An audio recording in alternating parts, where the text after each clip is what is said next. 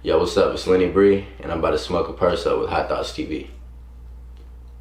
Smoke a purse so sweet with Hot Thoughts TV. Y'all know what the fuck we doing, man. It's Hot Thoughts TV. Niggas hot in the bitch, Lennybri, man. I'm smoking a purse so sweet with Hot Thoughts TV. Just jumping into it, let everybody know like who we here with and where you from exactly. Yo, what's up? It's your boy Lennybri.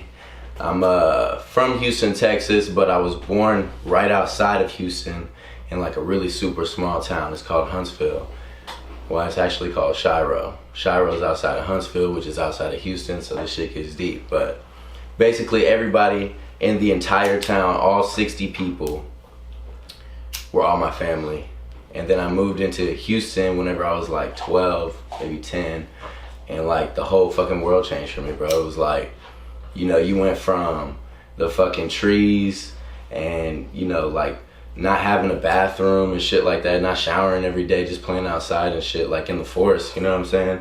To basically this whole new advanced fucking world, you know what I'm saying? When I pulled up to Houston, I thought all the buildings were made out of glass, no cap.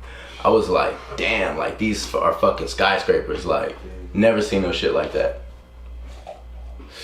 But yeah, that was a hot thought. Like just aside from living in a small town and then coming into the big city, besides the obvious differences, were like what's one thing that really just stuck out to you? Like, man, no cap, it was the fucking just like the cultural difference. Like where I'm from, like dog, my hair was down to here. I had fucking braids. Like I wore fucking overalls the first day of school. Like everybody was fucking like, what the fuck, who is this nigga? This was like the time that like Anichi and like Fubu and shit was popping. Like, you know what I'm talking about? Like fucking South Pole and shit, you know, all that shit.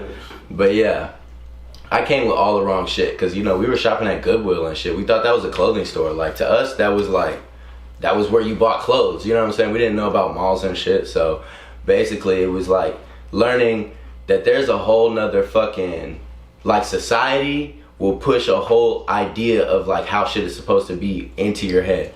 So walking into school, somebody sees me with fucking overalls and fucking long ass braids, niggas gonna be tempted, even though it's like a 10-year-old kid, just because I'm different, I'm not matching with everybody else, you can be tempted to come at me and be like, oh, you look like a girl, or like, oh, why are you wearing that? Like, you know, some shit like that. But so that was like kind of crazy whenever, you know, you come from a place where everybody's really just like there for you and shit. Like we're a small knit community, like, and it's just different, you know what I'm saying? yeah. To talk a little bit more about like that transition, because, you know, I'm sure like going from a small school or maybe even homeschool to a big ass school or a big ass community, how did you kind of find your way to insert yourself in there and just start, you know? No cap, it was with the fucking energy. It was like, it's like whenever you're different, at first people don't fuck with it, but when you learn how to use it, you can make people fuck with it. You know what I'm saying? So I come from a place where the energy is different, you know what I'm saying? Like I feel energy that just comes into me and it's like time to make action. Like, and so whenever I meet a lot of people that really don't have that, and I'm able to use that in a way where it's like, yo, I can literally make you fucking feel me. You know what I'm saying? Like, and when you feel me, you fuck with it. So like at shows and shit, like even when I was a kid, like I was in talent shows and shit, wasn't really even doing shit, but people were just like, whoa, because they were just feeling it. You know what I'm saying? It's like a different type of energy that you like, I don't know if it's like you put it off or if you send it to people, but it's some real shit, no cap. Sure. And so how would you explain like what you would consider yourself in the Houston like scene, music culture, or just the scene period?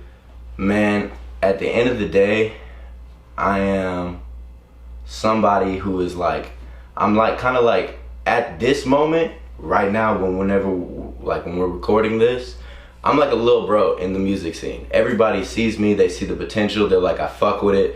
Like people are like, you know, we fuck with what you're doing, we fuck with the wave. There's a lot of people supporting, a lot of people like, you know, calling me every single day, and I'm making a lot of friends at the same time. So I'm like finally getting accepted, because, you know, there's different moments in it. Like for a long period of time, especially in Houston, people really didn't fuck with me just because I hadn't met them yet, and they were curious as to like why the fuck I was doing what I was doing, you know what I'm saying? So you know, people fear what they don't understand, and automatically people, you know, they want to attack that shit. So whenever I made enough routes to where, okay, it's valuable to fuck with this person, then I was able to make a lot more friends, and people stopped hating me because they were my friend now, you know what I'm saying? And that's really fucked up how that shit works, isn't it?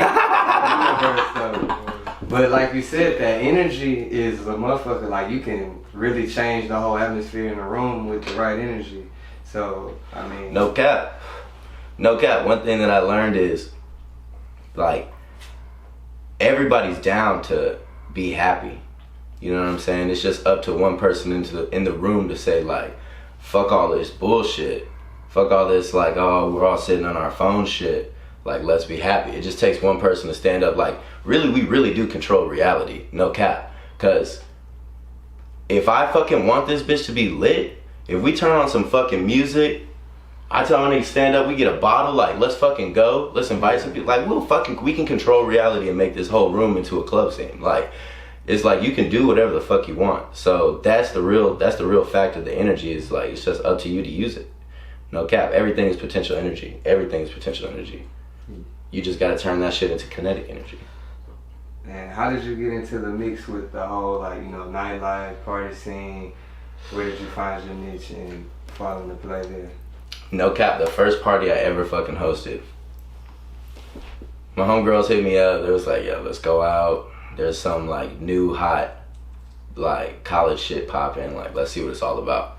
So I pull up, and it's pretty lit. But the nigga on the mic was just whack. Like, just terrible. And so I go over to him, and I'm like, at the time I was like hosting shit already for like the radio station and shit, because I was working over there. And